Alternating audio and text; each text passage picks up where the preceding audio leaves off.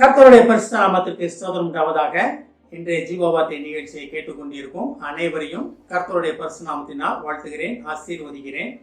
இன்றைய தின தியானத்திற்கு தேவன் கொடுத்த வேத பகுதி அது மல்கியா தீர்க்கதரிசி எழுதின புஸ்தகம் 2ஆம் அதிகாரம் 5ஆம் வசனம். மல்கியா 2:5. அவனோடே பண்ணின என் உடன்படிக்கை ஜீவனும் சமாதானமுமாக இருந்தது. அவன் எனக்கு பயப்படும் பயத்தோடு இருக்க வேண்டும் என்று இவைகளை அவனுக்கு கட்டளையிட்டேன். அப்படியே அவன் என் நாமத்துக்கு பயந்தும் இருந்தான். இன்றைய தினம் தேவன் உங்களுடன் ஒரு உடன்படிக்கை பண்ணுகிறார். இதை கேட்டுக்கொண்டிருக்கும் அன்னையருடன் தேவன் பண்ணும் உடன்படிக்கை என்னவென்றால், ஜீவனும் சமாதானமும் உங்கள் வாழ்க்கையிலே பெருகப் போகிறது. தேவனை அறிகிற ஜீவன், தேவன் கொடுக்கும் சமாதானம். ஜீவன் என்ன? தேவன் தான் ஜீவன் கொடுத்தார். ஆனா அந்த ஜீவன் தேவனை பற்றிய அறிவில பெருகி வளரப்போகிறது. தெய்வீக சமாதானம் உங்களை ஆட்கொள்ள போகிறது. ஒருவேளை இதை கேட்டுக்கொண்டிருக்கும் நீங்கள் வாழ்க்கையில் ஒரு போராட்ட காலத்தில் இருக்கலாம். போன இடமெல்லாம் தோல்வியாக இருக்கு, கணவன் மனைவி வாழ்க்கையில் பிரச்சனையாக இருக்கு, அப்பா அம்மா வாழ்க்கையில் பிரச்சனையாக இருக்கு, பெற்றோர்களுக்கு காரியங்களுக்கு அப்படி இருக்கு, இன்னும் பிள்ளைகள் அவங்க என்ன தொழில் செய்தாலும் என்ன வேலையை பார்த்தாலும் அதில் அவங்களால ஸ்டாண்ட் பண்ண முடியலையே, ஒரு நிம்மதியான ஒரு நிலையான இடத்துல இல்லையே. அவங்க பிள்ளைகள் திருமணத்திற்காக போராடிக்கிட்டு இருக்கீங்களா? சமாதானம் இல்லாமல் தவித்து கொண்டு இருக்கிறீங்களா? தேவன் இன்றைய தினம் உங்களோட சொல்கிற ஒரு காரியம் என்னவென்றால், ஜீவனும் சமாதானமும் உங்களை ஆட்கொள்ள போகிறது. இதை தேவன் சும்மா சொல்லிட்டு போல, அது ஒரு உடன்படிக்கையாக உங்களிடம் சொல்லுகிறார்.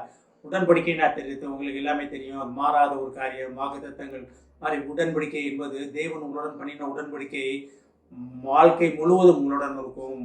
இறந்த பின்பும் அந்த உடன்படிக்கை உங்களுடனே இருக்கும். அப்ப தெய்வீக சமாதானம் உங்களை ஆட்கொள்ள போகிறது. தெய்வீக சமாதானம் உங்களை ஆட்கொள்ள போகிறதுனா என்ன? எப்படி அதை ஆட்கொள்ள முடியும்? நீங்க எதெல்லாம் உங்க கையை விட்டு போயிருச்சுன்னு நினைச்சீங்களோ அதெல்லாம் திரும்பி வரும் நேரம் நெருங்கி விட்டது. நீங்க எல்லாமே திரும்பி வந்ததுக்கப்புறம் உண்மையிலே தெய்வீக சமாதானத்தால் தேவனை தேடினேன், தேவன் எல்லா பயத்துக்கும் என்னை நீங்களாகி விடுவித்தார் என்று தேவன் முன்பாக சாட்சியாக, அநேருக்கு முன்பாக சாட்சியாக சொல்லி தேவனை பற்றி கொள்ளும் அறிவில் நீங்க இன்னும் வளர போறீங்க. அதனால்தான் அவனோட பண்ணின உடன்படிக்கை ஜீவனும் சமாதானமுமாக இருந்தது என்று இன்றைய தினம் தேவன் உங்களத்தை சொல்ல ஆசைப்படுகிறார். ஒரு வாக்கு கொடுக்கிறார், ஒரு உடன்படிக்கை பண்ணுகிறார். தேவன் பண்ண உடன்படிக்கை என்றென்றும் மாறாதது. ஆபிரகாமோட உடன்படிக்கை பண்ணார், சாலமோனோட பண்ணார், தாவீதோட பண்ணார், நிறைய பேரோட உடன்படிக்கை பண்ணார், அநேக வாக்குத்தத்தங்கள் கொடுத்தாரு. அதே போல அவருடைய பிள்ளைகளாகிய அவர் சாயலாக படைக்கப்பட்ட நம்மளுடன் ஒரு உடன்படிக்கை பண்ணுகிறார். அந்த உடன்படிக்கை மூலமாக என்ன ஆக போகிறது? உங்களுக்குள்ள தேவனை அறிகிற ஜீவன், தேவன் ஏற்கனவே ஜீவனால் உள்ள தேவன் உங்களுடன் வாசம் பண்ணுகிறார். அதை அறிகிற அறிவில நீங்க இன்னும் பெரிய வளர போறீங்க. தெய்வீக சமாதானம் உங்களையும் உங்கள் குடும்பத்தையும் உங்கள் வீட்டையும் ஆட்கொள்ள போகிறது. உங்க வீட்டுக்கு வரவங்க அன்னை உரிமை தெய்வீக சமாதானத்தால் நிரப்பப்பட்டவர்களாக செல்ல போகிறாங்க.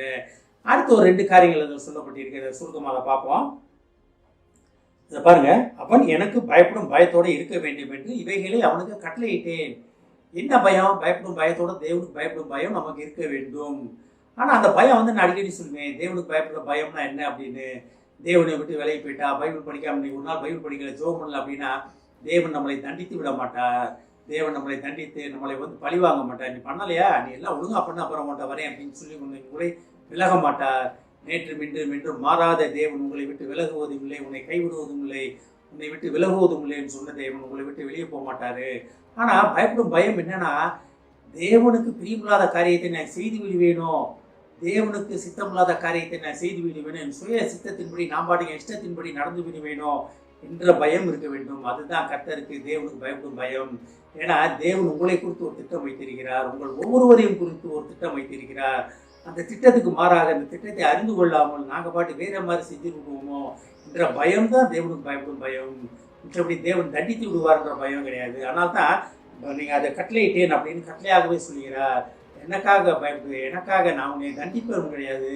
ஆனால் உன்னை குறித்த திட்டத்தை, நான் வைத்திருக்கிற திட்டத்தை விட்டு நீ விலகி போயிருவியோன்ற பயப்படணும் நீ. அதுதான் கட்டளை, நமக்கு கொடுக்கப்பட்ட கட்டளை. இந்த கட்டளையில் நிற்கும் போது தேவ உடன்படிக்கை நம்ம வாழ்க்கையிலே நிலை நிற்கும்.